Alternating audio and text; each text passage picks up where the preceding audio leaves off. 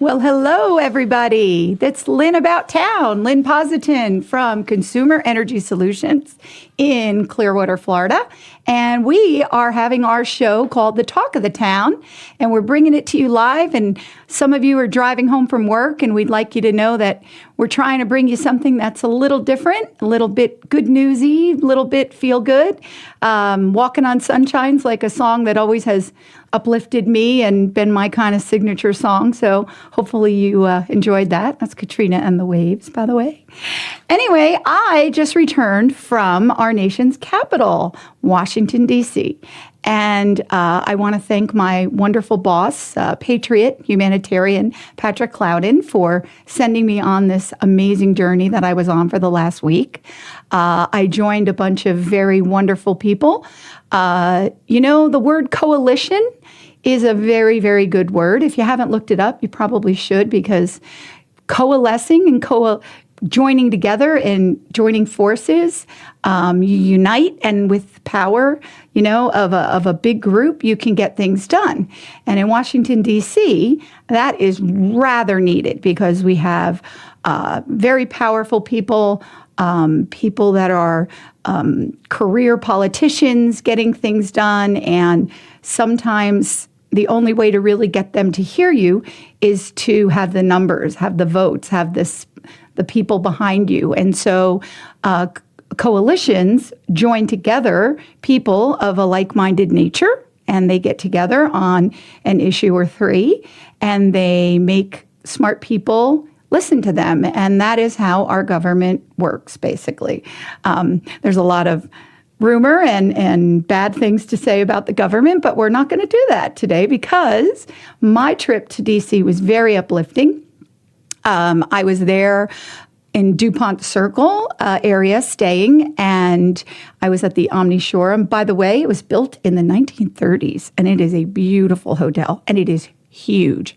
I was on like the 7th floor, corner room, all the way to the end, and I was across the street, kind of catty corner, trying to take a picture of the whole hotel, and I couldn't even get it at my lens. So, I mean, that's, and I was trying to point out to my husband, like, I'm all the way over there on the right.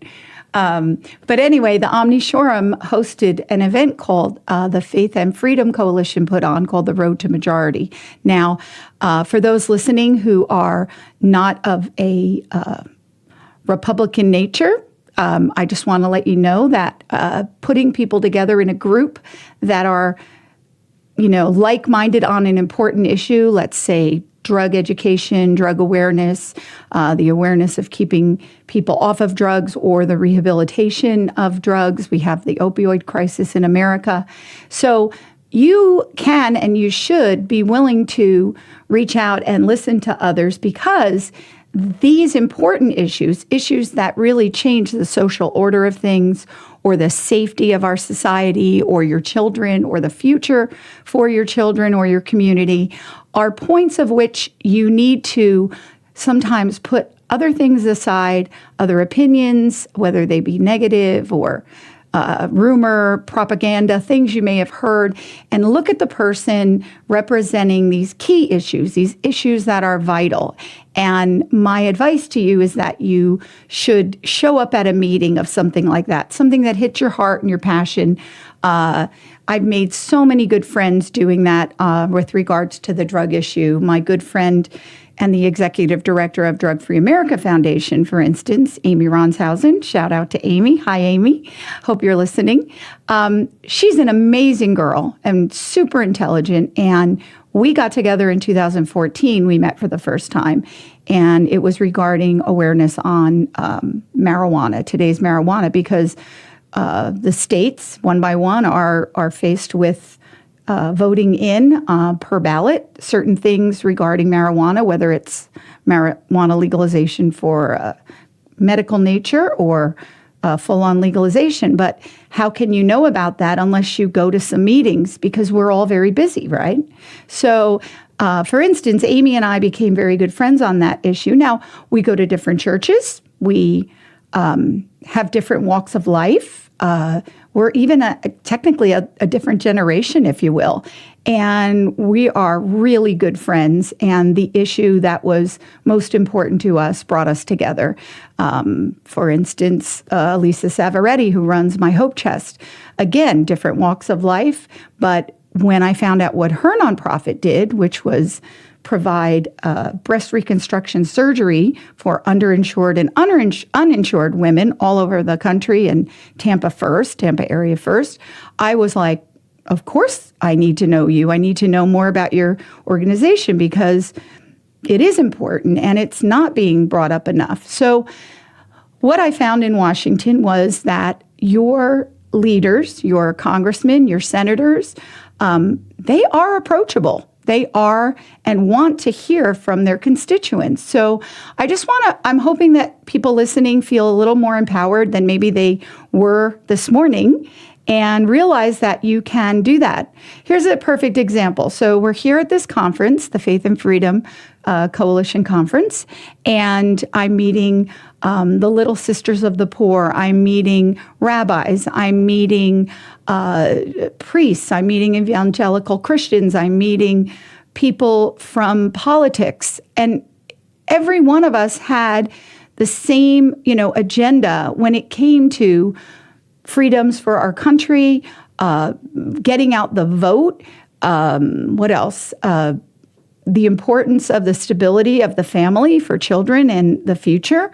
And I don't believe there was one person that I've met that I could put in that room that would have disagreed with any of it. Now, maybe they, at face value, didn't want to hear from Mitch McConnell, and maybe they didn't want to hear from Paul Ryan, and maybe they didn't want to hear from Marco Rubio. Maybe they didn't even want to hear from our Vice President, Mike Pence. But I don't believe that anything that any of these guys said, and I was there for days, should offend or should do anything but bring that passion for importance of citizenry, and having your voice heard. So if you haven't been to Washington, the museums are free. They have a little donation bowl, but I was at the National Gallery of Portraiture at the Smithsonian. I went with a girlfriend. We met up. She lives in Maryland. And actually, shout out to Amy Johnson. Thank you for making it go right to meet me. And come on your Sunday and meet your friend and do that amazing little fun trip we did. We had a lot of fun. We saw lots of beautiful artwork, and it was great. So thank you.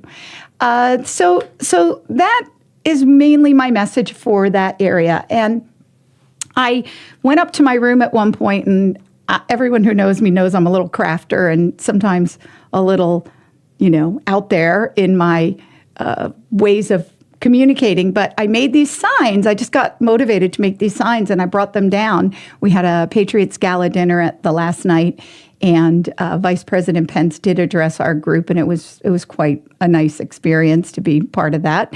And I personally think he's a really nice man, and I don't like when people attack people of goodwill, and I believe he's a man of goodwill. His statistics have certainly shown it. So anybody out there that just feels the urge to get really nasty, on either side of the aisle, as they say, as my mom would say, bite your tongue.